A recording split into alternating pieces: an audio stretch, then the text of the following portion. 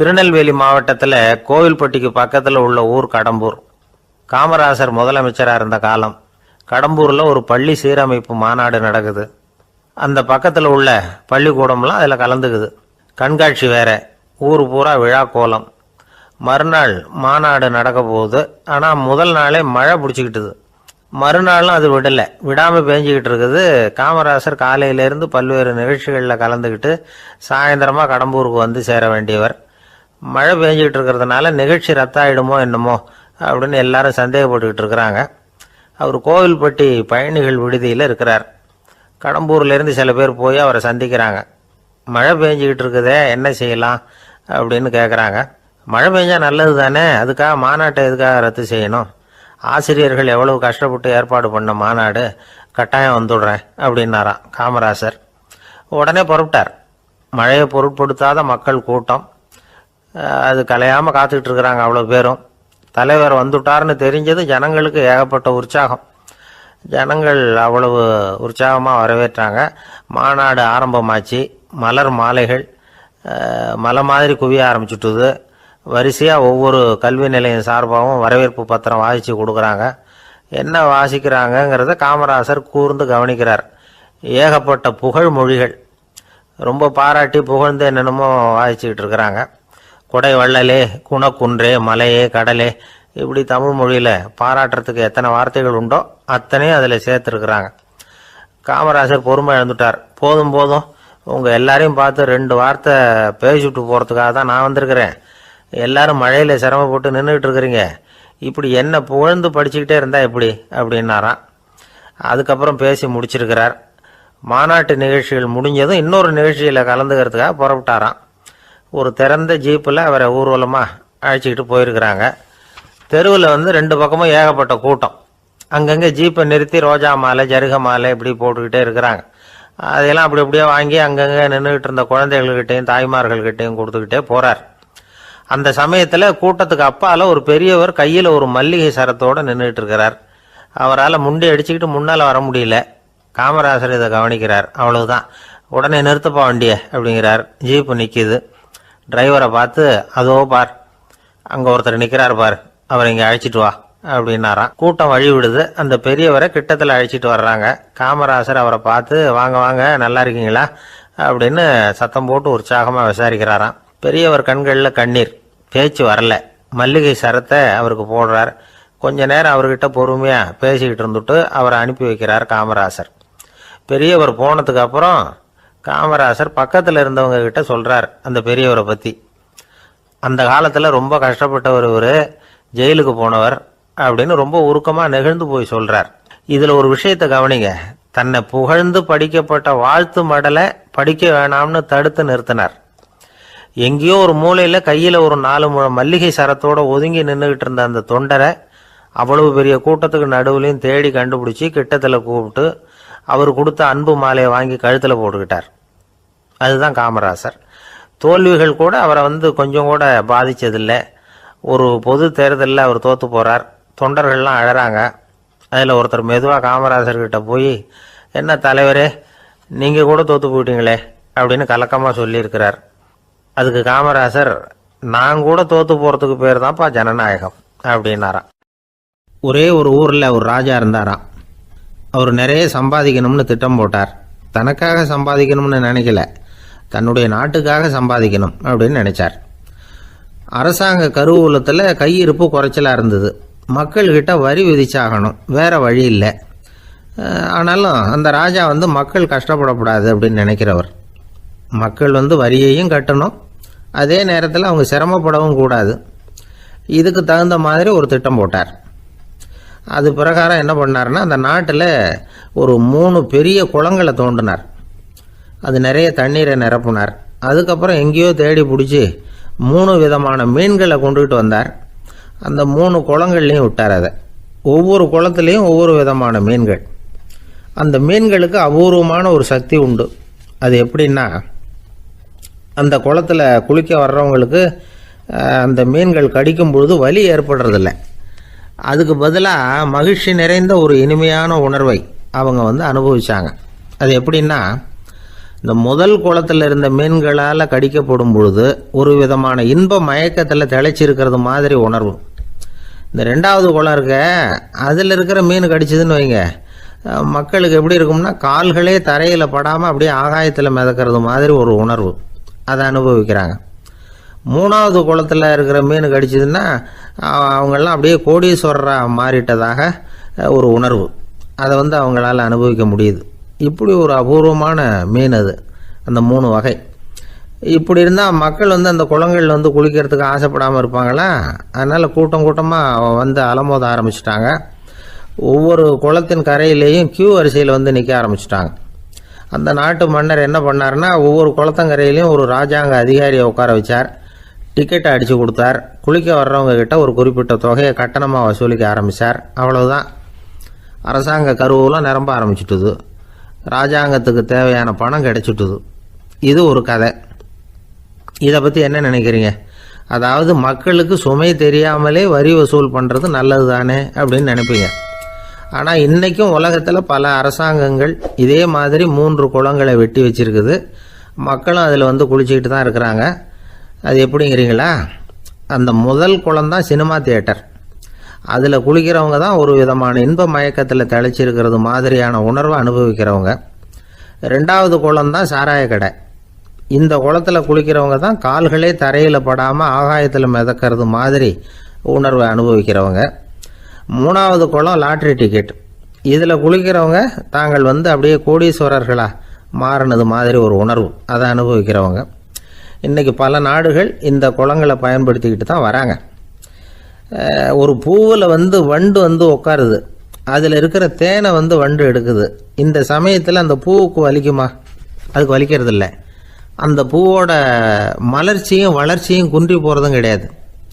ஒரு ராஜா மக்கள்கிட்ட வரி வசூல் பண்ணும் பொழுது மக்களுக்கு சிரமமும் தெரியக்கூடாது, அதே நேரத்தை அதனால் அவங்க வாழ்க்கையும் கெட்டு போயிடக்கூடாது. அது மாதிரி வரி வசூல் பண்ணணுமா. இது காளிதாசனின் ரகுவம்சத்தில் காணப்படுகிற ஒரு கருத்து. ஒரு சின்ன குழந்தை தவறுதலாக ஒரு 25 காசு நாணயத்தை மூழ்கி விட்டுது. காசு வயத்துக்குள்ளே போயிட்டுது. அந்த குழந்தையோட தாய் உடனே குழந்தைய தூக்கிட்டு ஆஸ்பத்திரிக்கு புறப்பட்டாங்க. அப்போ அந்த பக்கமாக ஒருத்தர் வந்தார் தெருவில். என்ன விவரம்னு கேட்டார். இவங்க சொன்னாங்க, குழந்தை காசை முழுகிட்டுது, அதுதான் அவசரமாக ஆஸ்பத்திரிக்கு தூக்கிட்டு ஓடுறேன் அப்படின்னாங்க.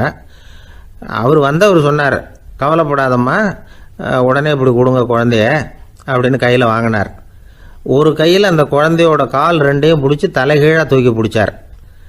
இன்னொரு கையால் அந்த குழந்தையோட வயத்தில் குறிப்பாக ஒரு இடத்துல அப்படியே தேடி அந்த சுட்டு விரலால் ஒரு இடத்துல பொட்டுன்னு தட்டினார். உடனே காசு அந்த குழந்தையோட வாய் வழியாக வெளியில் விழுந்துட்டுது.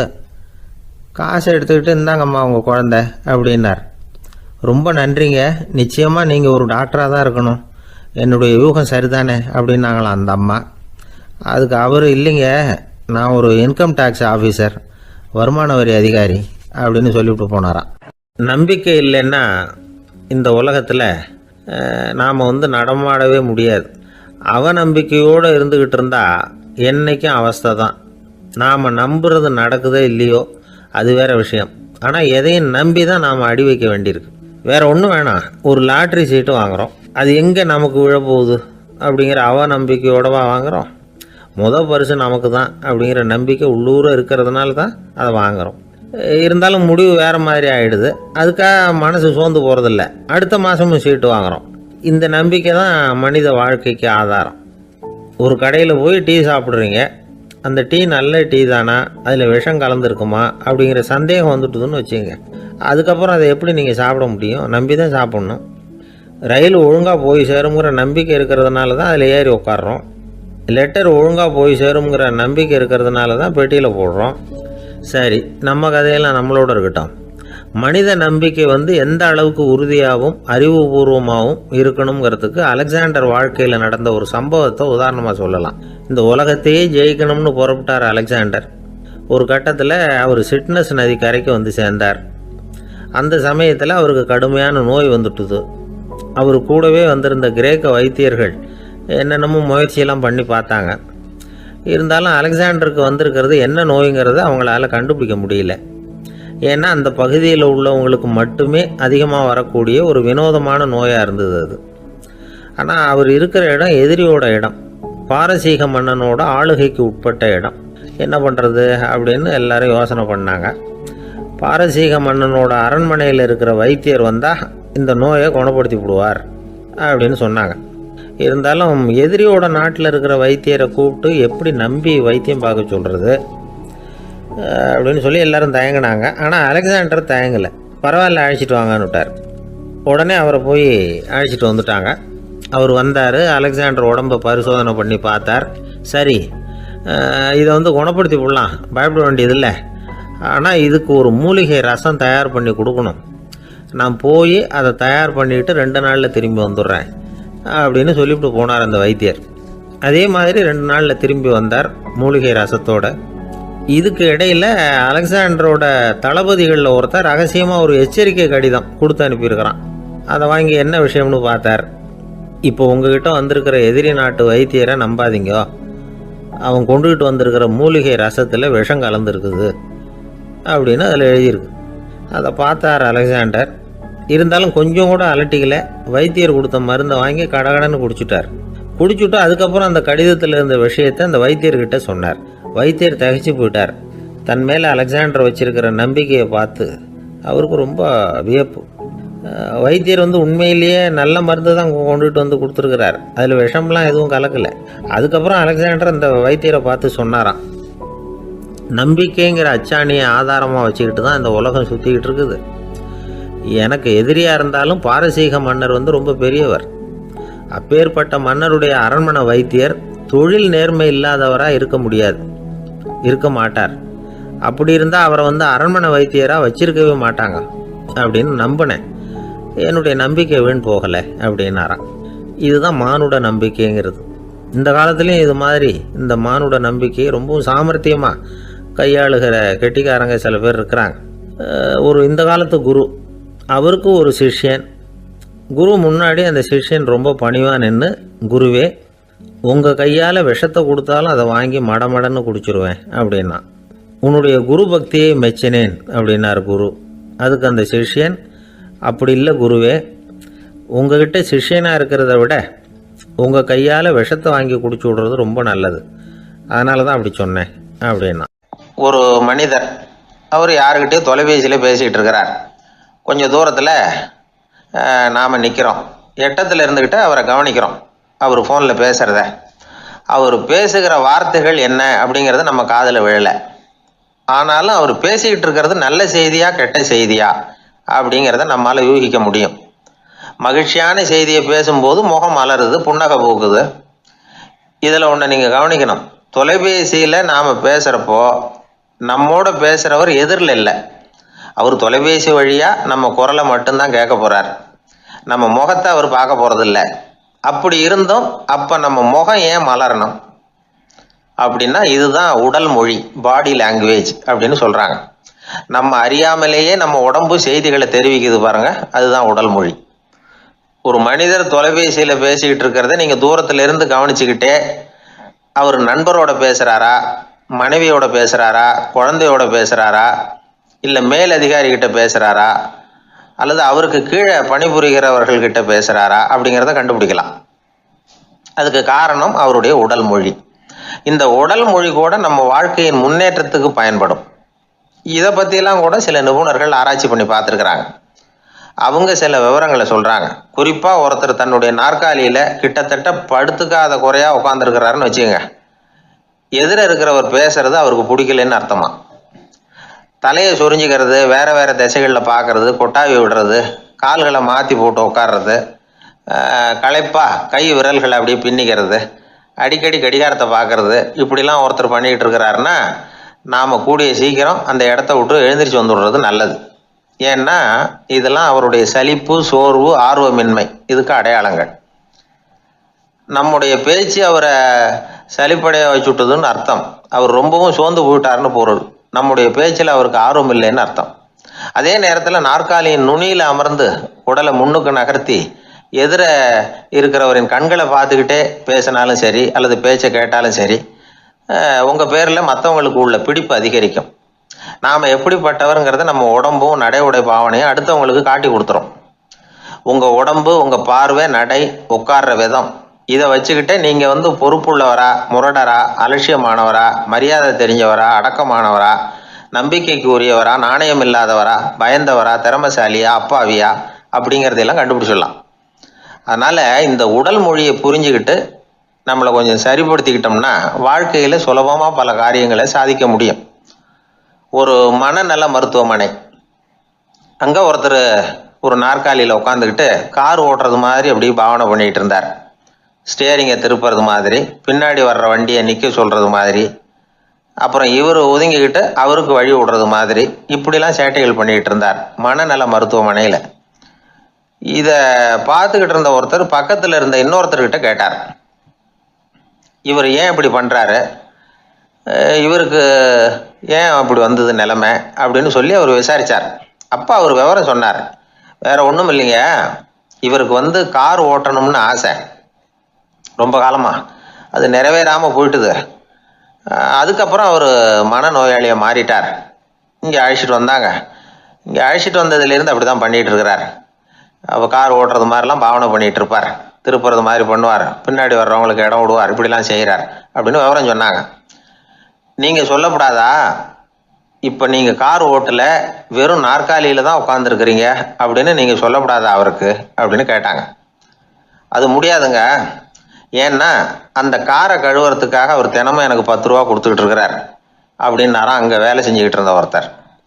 அதனால் வாழ்க்கையில் நாம் இந்த உடல் மொழியை புரிஞ்சுக்கணும். உடல் மொழிங்கிறது இப்போ ஆரம்பத்தில் சொன்னது மாதிரி அந்த தொலைபேசியில் பேசுகிறவங்கள தூரத்திலிருந்து பார்த்தாவே அவர் யாருக்கிட்ட பேசுகிறார், என்ன பேசுகிறாருன்னு தெரியும். நம்ம முகத்தை நல்லா வச்சுக்கணும். உடல் மொழியை நம்ம புரிஞ்சுக்கிட்டு பயன்படுத்த ஆரம்பித்தோம்னா எந்த முயற்சி பண்ணினாலும் அதில் வெற்றி நிச்சயம். ஒரு வயசான அம்மா ஒரு நாள் ஃபோன் பண்ணாங்க. ஐயா, நான் இந்த தகவல் நிகழ்ச்சியை தினமும் கேட்குறேன், உங்ககிட்ட ஒரு கேள்வி கேட்கணும் அப்படின்னாங்க. என்னங்க அப்படின்னோம். எனக்கு சொந்தமாக ஒரு நல்ல வீடு இருக்குது, வேணுங்கிற அளவுக்கு பணமும் இருக்குது, கணவரும் ரொம்ப நல்லவர், ரிட்டையர் ஆகி வீட்டில் தான் இருக்கிறார், பிள்ளைங்கள்லாம் பெரிய பெரிய உத்தியோகத்தில் இருக்கிறாங்க, அதில் ஒருத்தன் ஐஏஎஸ்ஸு, பணம்லாம் கூட நிறைய கொண்டாந்து கொடுக்குறாங்க. அப்படி இருந்தும் என் மனசில் நிம்மதி இல்லை, வாழ்க்கையில் ஒரு நிறைவு இல்லை அப்படின்னாங்க.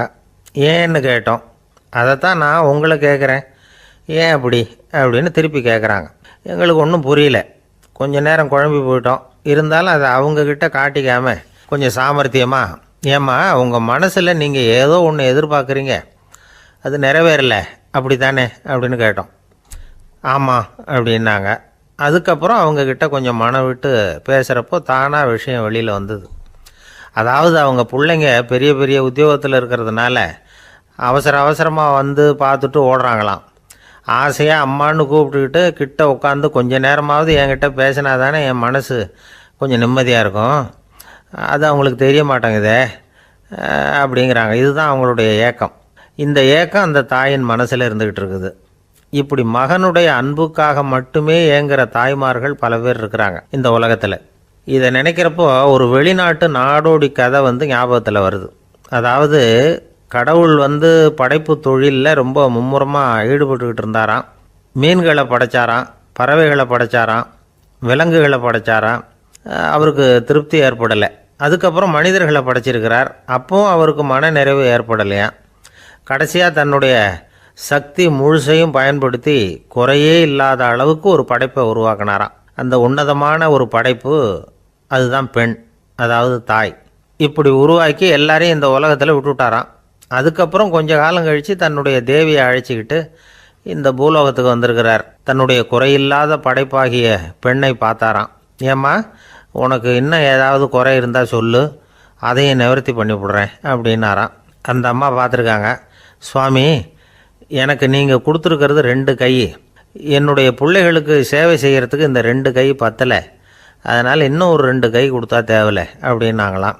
கடவுள் பார்த்தார். அதனால் என்ன, அப்படியே செஞ்சு விடலாம், இதோ அதுக்கான வரம் கொடுத்துட்டேன் அப்படின்னார். அந்த அம்மாவுக்கு இப்போ 4 கை ஆகிட்டுது. 4 கையாலேயும் குழந்தைகளுக்கு சேவை செய்ய ஆரம்பிச்சிட்டாங்க. கடவுள் திருப்தியாக திரும்பி போனார். அதுக்கப்புறம் கொஞ்ச காலம் கழித்து மறுபடியும் திரும்பி வந்தார் தேவியோட. பெண்ணை பார்த்தார். இப்போ என்னம்மா சந்தோஷந்தானே அப்படின்னாராம். அதுக்கு அந்த அம்மா, சந்தோஷந்தான், இருந்தாலும் இப்போ எனக்கு இருக்கிற 2 காலும் போதில்லை, இன்னும் ஒரு 2 கால் இருந்தால் தேவையில்லை. நிறைய ஓடி ஆடி பிள்ளைகளுக்காக வேலை செய்ய வேண்டியிருக்குது அப்படின்னு நாங்களாம். சரின்னு சொல்லி 4 கால் இருக்கிறது மாதிரி செஞ்சுட்டு போயிட்டார் கடவுள். மறுபடியும் கொஞ்ச நாள் கழித்து தேவி சொன்னாங்க கடவுள்கிட்ட, நீங்கள் என்ன தான் முயற்சி பண்ணினாலும் முழுமையான ஒரு படைப்பை உங்களால் உருவாக்க முடியாது, அப்படி தான் நான் நினைக்கிறேன் அப்படின்னாங்களாம். அப்படியா சொல்கிறேன், வா அந்த பொண்ணை பார்த்துட்டு வருவோம் அப்படின்னு புறப்பட்டு இங்கே வந்தாங்களாம்.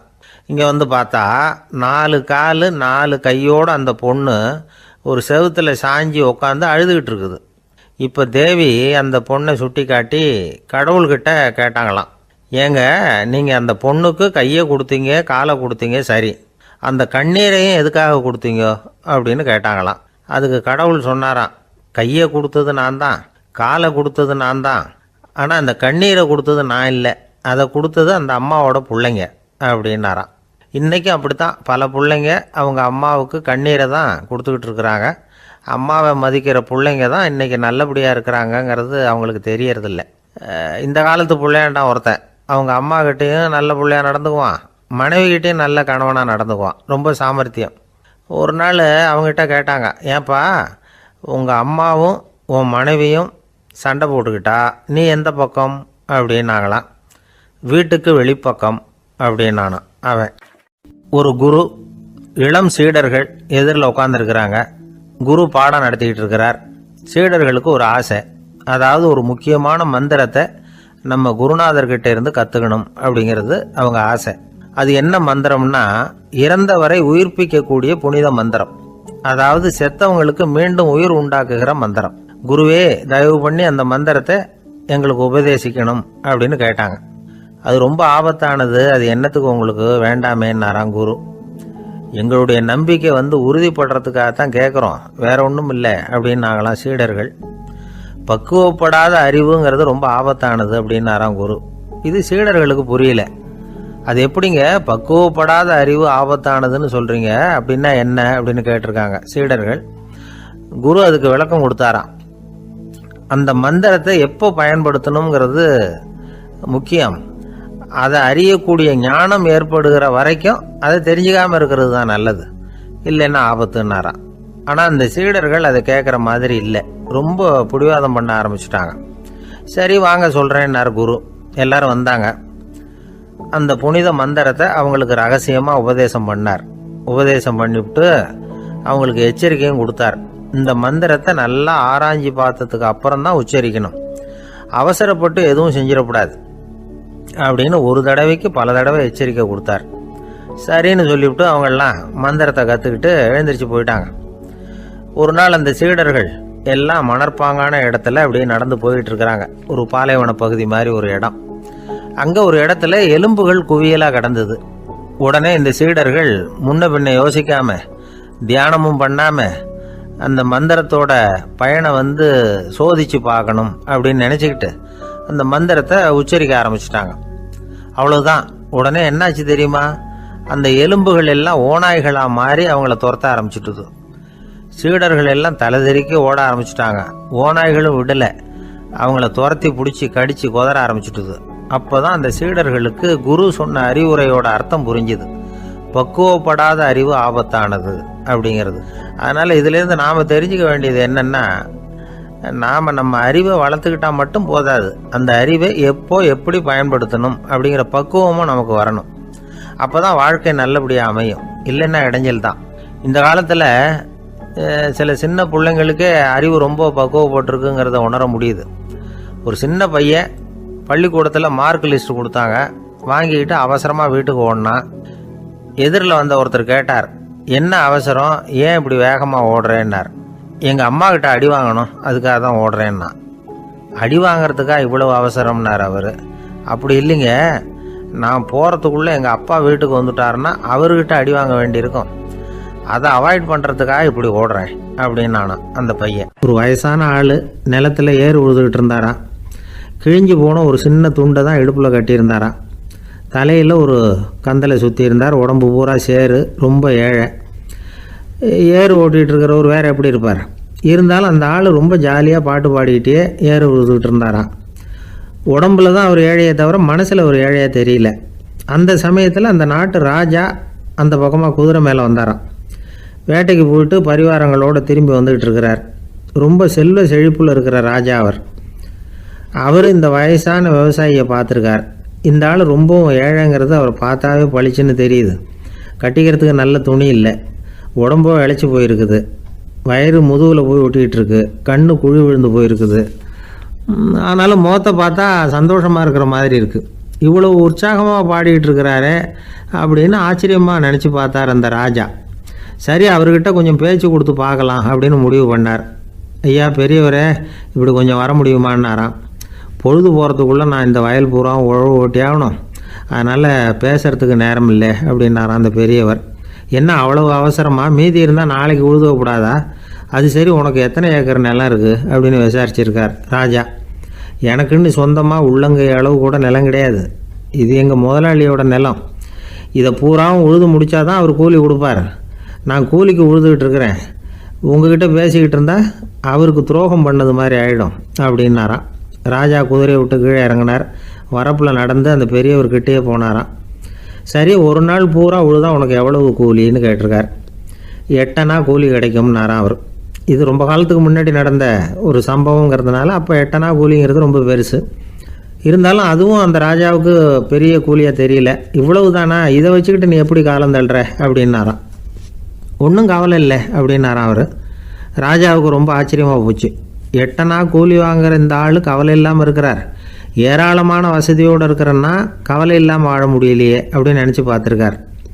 அது சரி, 8 அணாவில் எப்படி குடும்பம் நடத்துகிற அப்படின்னு கேட்டாராம். எனக்கு கிடைக்கிற 8 அணாவில் 2 அணா குடும்பத்துக்கு செலவழிக்கிறேன், 2 அணா பழைய கடனுக்கு கொடுக்குறேன், 2 அணா தர்மம் செய்கிறேன், 2 அணா வட்டிக்கு கொடுக்குறேன், ஒரு குறையும் இல்லைன்னாராம். ராஜாவுக்கு ஒன்றும் புரியல. எனக்கு ஒன்றும் புரியலேன்னு இருக்கார். ஐயா, எனக்கும் என் மனைவிக்கும் 2 அணா செலவாகுது. வயசான அம்மா அப்பா இருக்கிறாங்க, சின்ன வயசில் என்னை காப்பாற்றினவங்க அவங்க. அந்த கடனுக்கு 2 அணா செலவாகுது, அது பழைய கடன். என் தங்கச்சி ஒருத்தி ஆதரவு இல்லாத நிலைமையில் தன்னுடைய மகனோட என் வீட்டில் இருக்கிறா. அவளுக்கும் அவள் மகனுக்கும் 2 அணா செலவு பண்ணுறேன், அது தர்மம். எனக்கு 2 பிள்ளைங்க இருக்கிறாங்க, அவங்களுக்கு 2 அணா செலவு பண்ணுறேன், அது வட்டிக்கு கொடுக்கறது மாதிரி. பிற்காலத்தில் அவங்க எங்களை காப்பாற்றுவாங்க.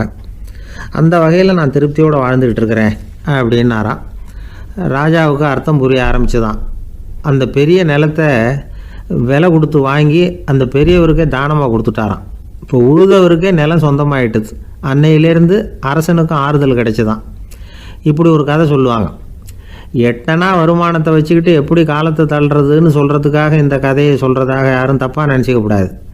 கிடைக்கிறத எப்படி பங்கு போடுறார், எப்படி திருப்தியாக வாழறார் அப்படிங்கிறது தான் முக்கியம்.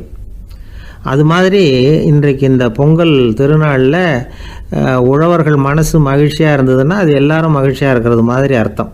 அதனால் அவர்கள்ட்டேருந்து நாம் பாடம் கற்றுக்கணும். சில உழவர்கள் தங்கள் நிலத்தில் விளையிறத தாங்கள் சாப்பிட மாட்டாங்க, அடுத்தவங்கள்ட்ட விற்றுட்டு சந்தையில் போய் வேறு அரிசி வாங்கிட்டு வந்து தான் இவங்க சாப்பிடுவாங்க. அப்படிப்பட்ட விவசாயிகள்லாம் இது உண்டு. பங்கிடுகிற பண்பை உழவர்கள்ட்டேருந்து கற்றுக்கொள்ளுங்கள் அப்படிம்பாங்க. ஒரு ஆள் நிம்மதியாக மகிழ்ச்சியாக இருந்தானா, உங்கள் நிம்மதிக்கும் மகிழ்ச்சிக்கும் என்ன காரணம்னு கேட்டிருக்கார் இன்னொருத்தர். என்கிட்ட இருந்தது பூராவையும் என் பிள்ளைங்களுக்கு சமமாக பங்கு போட்டு கொடுத்துட்டேன், எனக்குன்னு எதுவுமே வச்சுக்கல, அதுதான் நிம்மதிக்கு காரணம்ன்றிருக்கான். உங்ககிட்ட இருந்தது எவ்வளவு இருந்தது அப்படின்னு கேட்டிருக்காரு அவர். மொத்தமாக ஒரு 50,000 ரூபா இருக்கும் அப்படின்னு இருக்கான். அவ்வளவும் பணமாகவே இருந்ததா அப்படின்னு கேட்டிருக்காங்க இவங்க. இல்லைங்க, அவ்வளவும் கடன், அதை தான் பிரித்து கொடுத்துருக்கேன் பிள்ளைங்க கிட்ட அப்படின்னு நானும். அவன் ஒரு ஊரில் ஒரு ராஜா இருந்தார். அந்த ராஜாவுக்கு ஒரு மந்திரி. ராஜா ரொம்ப நியாயமானவர், நேர்மையானவர், கண்டிப்பானவர். தப்பு செய்கிறது யாராக இருந்தாலும் தண்டனை கொடுப்பார். வேண்டியவங்களுக்கு ஒரு நியாயம், வேண்டாதவங்களுக்கு ஒரு நியாயங்கிறதெல்லாம் அவர்கிட்ட கிடையாது. ஒரு சமயம் அரசவையில் அந்த அமைச்சரே விதிமுறைகளுக்கு புறம்பாக ஏதோ நடந்துக்கிட்டு இருக்கார். மன்னருக்கு கோபம் வந்துட்டுது. உடனே அந்த அமைச்சரை கிட்டத்தில் கூப்பிட்டு அவர் கன்னத்தில் ஓங்கி ஒரு அறை கொடுத்துட்டாராம். உடனே அந்த அமைச்சர் என்ன பண்ணார் தெரியுமா? நேராக போனார், அங்கே நின்றுக்கிட்டு இருந்த இன்னொருத்தர் கன்னத்தில் ஓங்கி அரைஞ்சார். அறை வாங்கினவர் திகைச்சு போயிட்டார். இவர் ஏன் நம்மளை அரைகிறார் அப்படின்னு யோசனை பண்ணார். மன்னரும் திகைச்சு போயிட்டார். நாம் இவர் அரைஞ்சா அதுக்காக இவர் போய் இன்னொருத்தர் அரையணுமா அப்படின்னு யோசனை பண்ணார். இவருக்கு என்ன பைத்தியமானு கூட நினைக்க ஆரம்பிச்சிட்டார். ஆனால் என்ன ஆச்சுன்னா, அப்புறம் அமைச்சர் அவர் கவனிச்சிக்கிட்டு இருந்தாரா, அவர் இன்னொருத்தர் அரைஞ்சார் இல்லையா, அந்த அறை வாங்கின ஆசாமியை பார்த்து கத்திக்கிட்டு இருந்தார் யார் அமைச்சர்.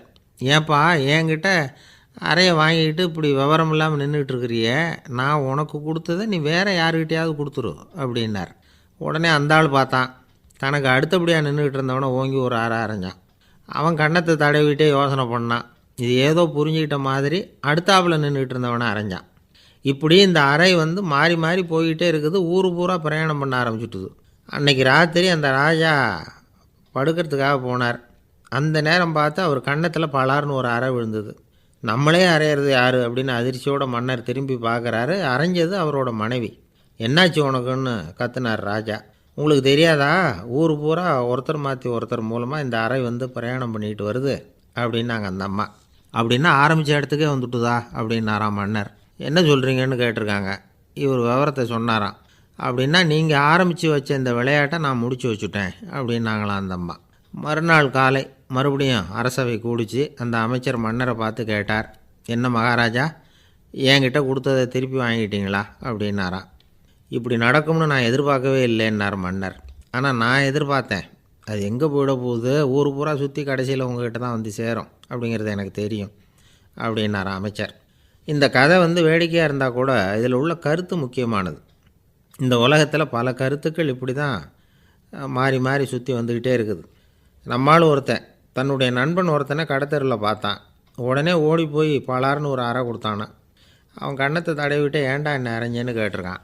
நீ ஏன்டா என்னை முட்டாள்னு என் மனைவிட்ட போய் சொன்னேன் அப்படின்ட்டுருக்கான் அவன். உன்னை ஒரு முட்டாள்னு சொன்னதுக்காகவா நீ என்னை அரைஞ்சே அப்படின்னு கேட்டிருக்கான் இவன். டேய், நான் அதுக்காக அறையலப்பா, அது ஒரு பெரிய ரகசியம். நான் முட்டாளுங்கிறது அந்த ரகசியம்